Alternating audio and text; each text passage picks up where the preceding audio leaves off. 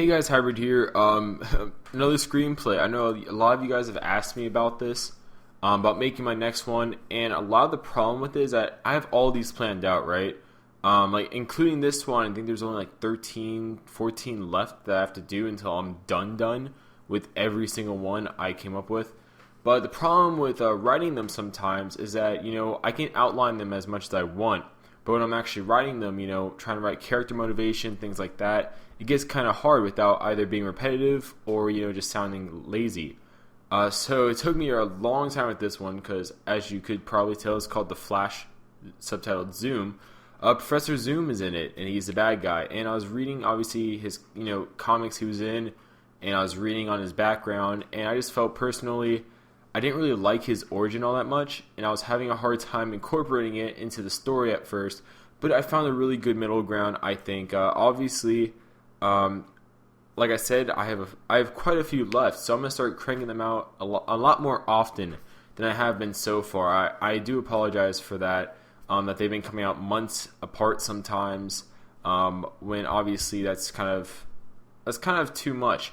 Also, fun fact, my first one, which was Green Lantern, came out August 3rd, 2012. Today is August 12th, 2014. So, yay, happy year anniversary to my screenplays, I guess. But yes, this one is The Flash 2, subtitled Zoom. So, let's get this started, because I don't want to waste too much time here. I know they can get kind of long sometimes. But as always, I know it's been a while, so I'll just go over how it works one more time. Relax. Close your eyes, open a new tab if you have to. The purpose of this video is not to watch a story, it is to listen to a story. Obviously, as always, I recommend you listen to my previous screenplays to get more background on the characters, more history with the characters, as I've already introduced them beforehand. But yeah, the image isn't going to change on the screen. The only thing that's going to change is my audio. So just relax, enjoy the storytelling, and without further ado, let's begin. So we start with the flashback of Barry Allen at 11 years old on October 23rd, 2000. He's coming home with his parents from a day of fun because it's his birthday. And his parents tell him to go upstairs, change into relaxing clothes while they're getting his present. Now Barry goes to change, but hears what sounds like a storm downstairs, which prompts him to run back down. And all Barry sees is a brief yellow trail kind of vanishing near where the door is. But, something else is getting his attention more than that. And that's the fact that his mother is dead. Like, not even cleanly killed, like, with a knife or a gun. She looks brutally murdered, like, with fists. And, Barry's dad is knocked across the room. He's also a bit bruised. And his mom is Barry's present. And, Barry doesn't really open the present. We don't really get to see what it is later on, either. But, Barry then runs out of the house yelling for help. So then we cut to the present day. This takes place a year after the second Justice League screenplay I wrote. I left it off. I forgot to kind of conclude on this when it happened. But Darkseid essentially broke both of Barry's legs. During the Justice League Apocalypse screenplay I wrote. Barry himself has actually healed from those injuries against Darkseid. But Barry as the person has not. Now, to make sense of that, Barry is the Flash. He heals faster than what people do. But Barry Allen is still a regular person to most people, so his injuries still need to heal like a regular person's injuries would heal. So he's still in a wheelchair for another 2 weeks, and Barry and Iris are actually now in a committed relationship. They were starting a relationship at the end of the first Flash screenplay, but now they're definitely in a relationship. It's been long enough that, Iris even knows that Barry is the Flash, which obviously really helps out at times because she's a reporter. So sometimes if things are maybe getting a little too close, she can kind of let Barry know. Barry can, adjust things from there. All in all, it's a pretty great relationship. But during a clear night in Central City, a heist is going down with, the crooks knowing the Flash will appear, so they have guns everywhere. Like, this is the type of heist where the people are obviously in an armored vehicle. But they have people with guns in the vehicle. They have people with guns outside the vehicle. People checking mirrors at all times. Like, they are, I guess, as prepared you could be as crooks for the Flash, which, I don't know. Me, personally, I wouldn't even want to rob a Flash, like a city with a superhero in it. That's just stupid. There's tons of cities without superheroes that you can rob, which would be perfectly fine. But anyways, they're cruising through the streets, police cars chasing behind them, obviously. When the Flash appears running next to them, he disarms all of the crooks in a blink before running besides the driver, asking him to pull over the car. He doesn't try pulling over the car at all, actually tries stabbing the Flash, so the Flash takes them all out of the car and directly to the cops before they can even fully utter a word, essentially. Like the guy, he just kind of disapproving grunt when he tries stabbing the Flash, which obviously was not a smart idea. The Flash then dashes back to the Central City Police Department bathroom where he rolls out as Barry Allen, a forensic specialist, obviously in his wheelchair, which could be a kind of comedic scene depending on how the director of this film would do it. Patty Spivot, though, who also works at the police department, helps Barry to get to his apartment after work, as Iris wasn't going to be off work on time because she was working a little bit later tonight on a story. So once he gets to his apartment, though, he's surprised by Iris, a teenager, and many of Barry's friends. I guess it was a secret surprise party for Barry's birthday. The party goes on for about an hour and a half, and Barry's actually introduced to this teenager, who is revealed to be the nephew of Iris named Wally. Wally is a whiz kid currently visiting his aunt for a little bit of time, and he also has a fanboy love for the Flash, naming a lot of fun facts about the Flash that many people know. So when the party ends, Barry, Wally, and Iris start cleaning up actually when someone knocks on the door. Now Iris answers it and is suddenly taken away, with only a quickly fading scream being heard by Barry. So Barry immediately goes outside of his apartment, only to see a man in a suit, kind of reverse to the Flash's suit, standing there before he runs off. So obviously Barry immediately changes into the Flash, rushing after the speedster. The Flash catches up to this other speedster somewhere, near what I would say is like southwest United States, basically a desert. And the speedster just stops running, and the Flash obviously stops also, but tries punching him. But the other speedster dodges the punch and actually trips Barry, so Barry falls on the floor. Barry gets up, and the speedster immediately tells Barry he can't touch him, and he could try and waste his time, or he could relax for a second and talk. So Barry, seeing no point in wasting time if he won't even be able to do anything about it, agrees to talk, and the speedster reveals that he's from the future, saying his name is Eobard Thawne. But Barry can just call him by his codename Zoom if he wants. Barry just decides to call him, Thawne. And in the future, Thawne reveals that the heroes of the world are dead, and the world is essentially in ruin. Thawne claims to be the speedster of his future, kind of like how the Flash is in the current day, and explains the future can be saved by going into the past and killing the person responsible for, leading up to a series of events that ruins the future. The only problem, Thawne says, though, is that he doesn't have enough energy personally to travel forward to his time again. Barry interjects, asking where Iris is and why Zoom took her, to which he responds that, she's asleep safely at her apartment, and, he just took her because he needed a way to draw Barry out. And that was the most, I guess, immediate way Thawne decided, he could get Barry out. Barry tells Thawne to meet him at Star Labs in Central City noon the next day. Barry then gets Iris from her apartment, takes her back to his apartment, laying her on his bed, noticing it's only been about 17 minutes in normal time since he first went out. Barry then gets some water when he hears Wally behind him, shocked that Barry is first off walking right now. Wally demands to know what's going on, and Barry tries explaining it, but Wally says that he knows he's the Flash. Barry, tries playing it off, saying that's ridiculous, but Wally says that he has 3 ways to, to prove that he's right. First off, they're about the same height. Second off, Wally's heard various interviews that the Flash has done, and Barry's voice is just like the Flash's, and that also, there's no way to really explain how a quote-unquote cripple could disappear from an apartment complex during the middle of the night without any help and then randomly appear also walking. And he also notices that his aunt is back as well when there's no way she could have, just casually walked back in either, especially because she's asleep right now. So the next day, Barry kind of just does like a exhale, and we cut to the next day. So I know it's kind of an abrupt cut, But the next day at Star Labs, where Thawne, the Flash, or Barry, I guess, Thawne, Barry, and Dr. Elias are working on a way to send Zoom back to his future. Barry asks Thawne, who this person was that, Thawne had to go back in time to kill, to which Thawne says, it wasn't important, that he actually wasn't able to fully do it anyways, which is why he's just going to go back to the future before he alters history anymore. So Dr. Elias, though, does pull Barry aside, telling him that Thawne emits a type of perverted version of the Speed Force. He's not actually fast himself.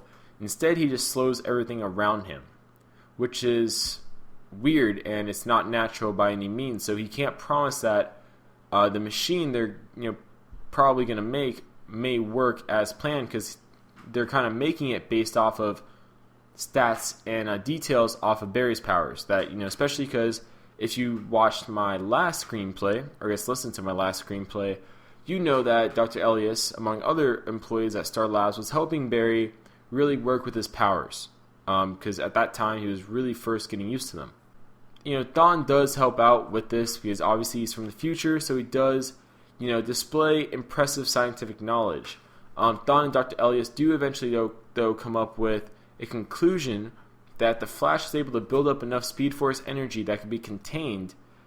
Thawne may be able to take it in, thus allowing him to go forward back to his proper time, as obviously he's lacking enough Speed Force energy to properly do so.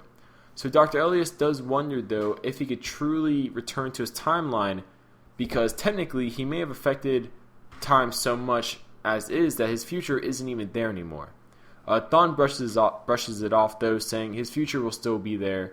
And with this, they all construct a machine that will allow him to time travel, because obviously he just can't naturally time travel. I'm not doing that in my movie. This takes a few weeks actually leading up to the holiday season, and Wally actually ends up visiting again, because obviously he's not in school anymore, because he's a high schooler. He's not a college student or anything like that. He's probably, I'd say, a junior in high school during this. They're all having like a family dinner at this time at Iris's place this time, with Iris asking, how the machine's doing, progress-wise, while they're eating. And Barry, says that really all they have to do now is test it, which, they'll probably do tomorrow or the day after tomorrow. Wally asks if he can come, an idea that Iris obviously isn't really a fan of, but Barry says, he could watch, as Dr. Elias himself will actually be protected behind a separate kind of mini room in the whole building that has a console station, which will be controlling the rods they'll be using to collect Speed Force energy off Barry. So he says he doesn't really see a reason why Wally can't just stay in there, because Wally already knows Barry's the Flash. So it's not like a kind of issue of identity, so to speak, where he's not classified enough to have the information that Barry is the Flash. So Iris says that she'll just wait for them both to get back and tell them how it goes before taking the dishes and proceeding to put them in the dishwasher, which obviously leads to another transition to the next day. The next day at the test, it all goes as planned. Barry has rod-like objects around him to collect the Speed Force energy, which will automatically stop once it's reached the threshold that Thawne needs to eventually open up a boom tube, which will essentially send him forward in time. Barry starts running, and after a while he notices some pain, especially when he slows down, but Dr. Elias says that it might just be a minor issue in the process, and it shouldn't be anything that he needs to really worry about. So Thawne, though, he starts grinning, tells Barry to keep going, obviously, and Barry, though, soon starts showing visible signs of pain, especially his Speed Force aura, which is fluctuating violently, which prompts Dr. Elias to actually try shutting the rods down.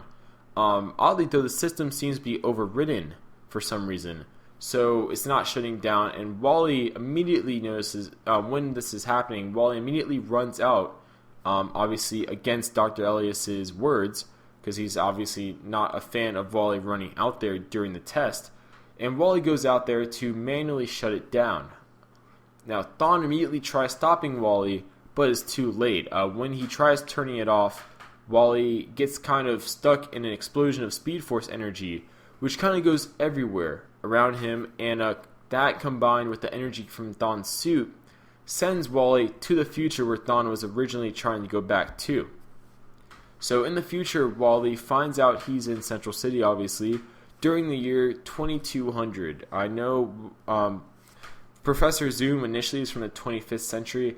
I just felt like that was a bit too long into the future.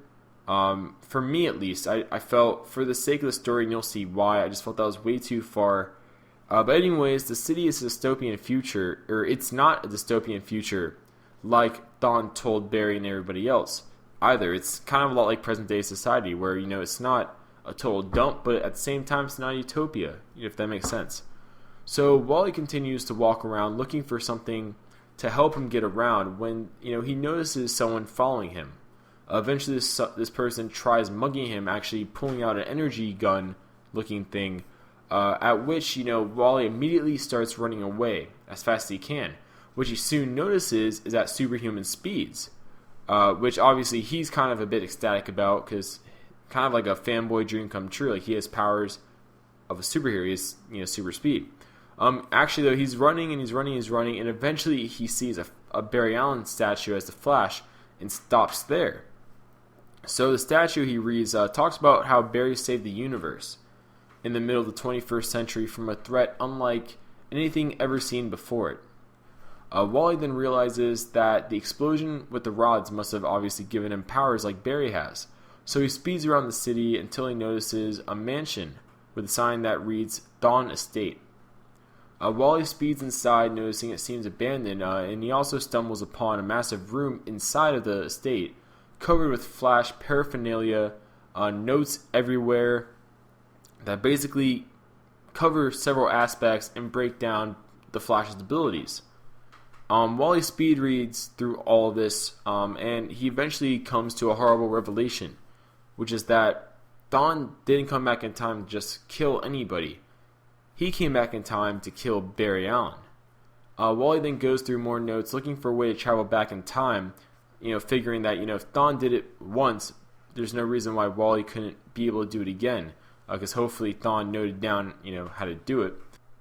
While going through Thawne's notes, Wally actually finds out that the abilities Thawne has are actually from his suit. He himself doesn't actually have them. His suit is actually fueled by an artificial version of the Speed Force energy. And Wally then takes a prototype suit Thawne has, which automatically adjusts to his size, because in the future, clothing automatically adjusts to the wearer. It's not a thing where you have to buy several sizes for clothes.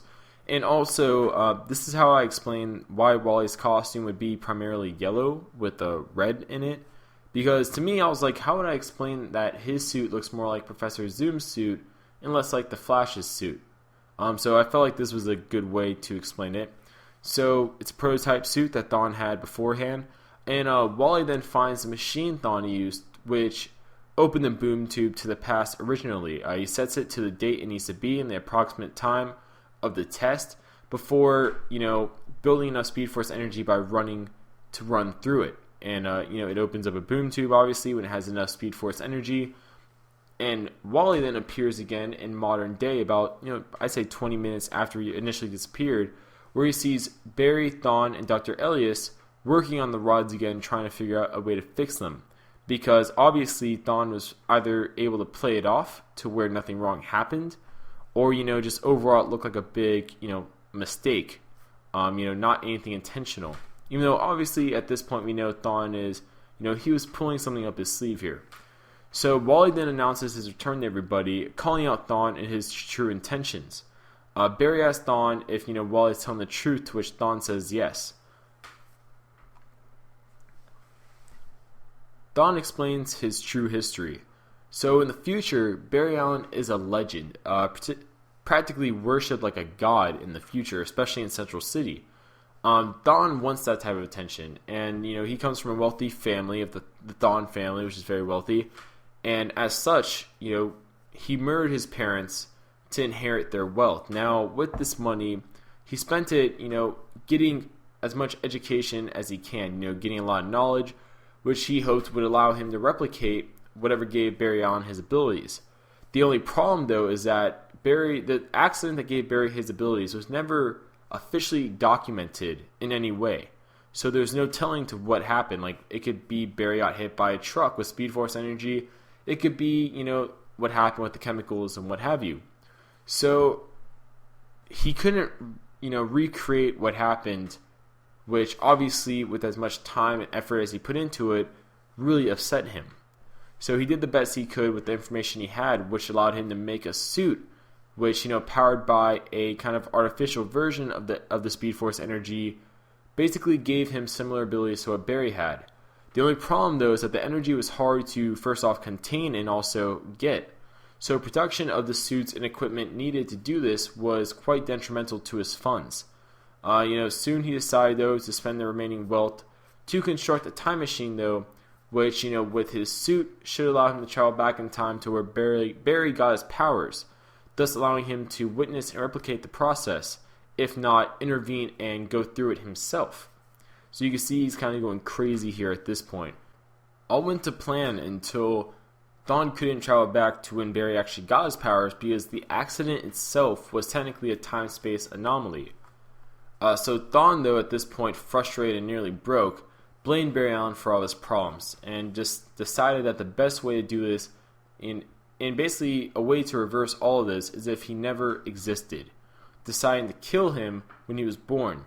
So Thawne decided to use the rest of his money, and obviously his knowledge, to travel back in time to the day Barry Allen was born, planning to kill him there.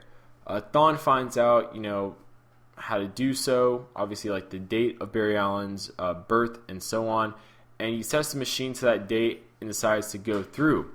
Now, here, Thawne decides, I'm going to kill Barry essentially right before he's born, on his birthday. So his mother's still very pregnant. So obviously this is a very, very, crazy guy at this point, very sadistic. Thawne finds out where the Allen family residence is and goes there and kills Barry's mom. Before realizing, obviously because Barry's mom isn't, impregnated at this point, he finds out that he actually went to the wrong time, going to the year 2000 instead of 1989. So you see how this all kind of, loops around from the beginning of the movie, or screenplay.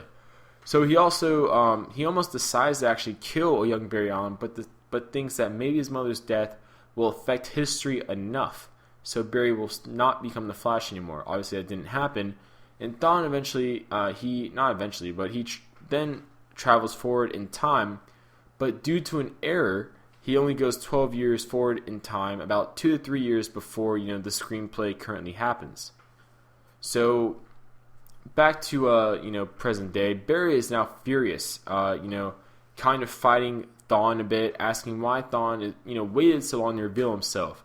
To which Thawne says that he was trying to make a machine the whole time to travel back to his time, and after a year or so, he came to the conclusion that to go all the way back to his time, he would need to drain Speed Force energy from Barry Allen, which, he couldn't do just like by going next to Barry Allen one day and, putting a machine next to him. He had to have Barry actively running with the rods to drain the energy. And he also revealed that this was also a way he can kill Barry Allen, because using all the Speed Force energy that Barry Allen can muster was originally how he actually died in the future timeline that Thawne is from. So Barry, he continues to go after Thawne, yelling at him for, being responsible for his mother's murder, essentially. And, Thawne, now actually charged up himself with Speed Force energy, and not artificial Speed Force energy, but pure Speed Force energy, dodges, Barry's attempts to strike at him, telling him that his suit was made with the purpose of utilizing Speed Force energy much more efficiently than Barry does. So he's essentially faster than Barry and better than Barry at this point. But one thing he forgets about is Wally, who dashes towards, Thawne, punching him. So at this point, Barry gets up, and him and Wally decide to work together to defeat Thawne. Wally first takes Dr. Elias out of the area, which, he also locks down the building, before returning, and, he informs Barry that, while they're actually chasing Thawne at this point, because Thawne, he's running away, Barry's chasing after them, they decide that, Thawne is just a regular person, and the suit is what's giving him these powers. So if they could damage the suit enough, he shouldn't be fast anymore, and he should return to being a regular person. So at this point, they're actually outside of the building, and they're out on the real world because they're just going so fast. They're actually they're like not vibrating through the building, but they're finding all the loopholes throughout the building because obviously Thawne's trying to get away, and Barry tells Wally to go the opposite direction of them because hopefully he can catch Thawne while he's running, and between the two of them, they should be able to catch Thawne long enough to hopefully damage the suit. So we then see Thawne and Barry running on the ocean. Actually, they're still running, when we just see Wally appear out of nowhere in front of Thawne with a steel pole. So Thawne crashes into the pole, causing him to actually skid across the ocean, kind of like a rock that's being skipped on the water, which allows Barry to grab Thawne and disassemble the suit enough, leaving a normal Thawne. Barry and Wally then bring him back to Central City, where he tries fighting them but only makes a fool of himself because obviously he's at normal speed now. He's not fast anymore, or technically he's not slowing down time around him. So Argus then appears, neutralizing Thawne, to which Amanda Waller tells Barry that he's Argus property now. Barry asks how she even knew about Thawne in the first place, to which she says Dr. Elias contacted her after Wally removed him from the area. So the film ends actually with a few weeks later during the Easter season because, Wally is back again from his break, from school break, spending time with his Aunt Iris. And, they're all having another family dinner with Iris actually telling them that she was actually put in charge of writing a story about the Flash and his new partner in Central City. So Wally, who actually, a nice nod to how he is in the comics, has his own table of food. Asks what she's gonna call him in the story, to which she says his editor, or not her editor, his editor, sorry, her editor actually kind of took the liberty of taking that away from her, calling him Kid Flash. Wally, he kind of is like, I would have preferred the name Impulse, but it's better than something like Flash Boy. So they enjoy the rest of their family dinner, and that's where the story ends there. So I hope you guys liked this. I hope it wasn't too long. But anyways, comment below, tell you guys felt about it. Did you like it? Did you not like it? Did you like how I did Professor Zoom? Did you like how I did Wally West, etc., etc.? It's hybrid. I'll see you guys in my next screenplay. I believe it's a Green Lantern one. I really do.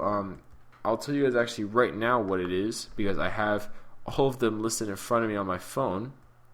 So yes, the next one is, I think I said Green Lantern. It's Green Lantern with Jon Stewart. So I hope to see you guys with that one. It'll probably also come out this week. And with that being said, it's hybrid, and I'll see you guys later.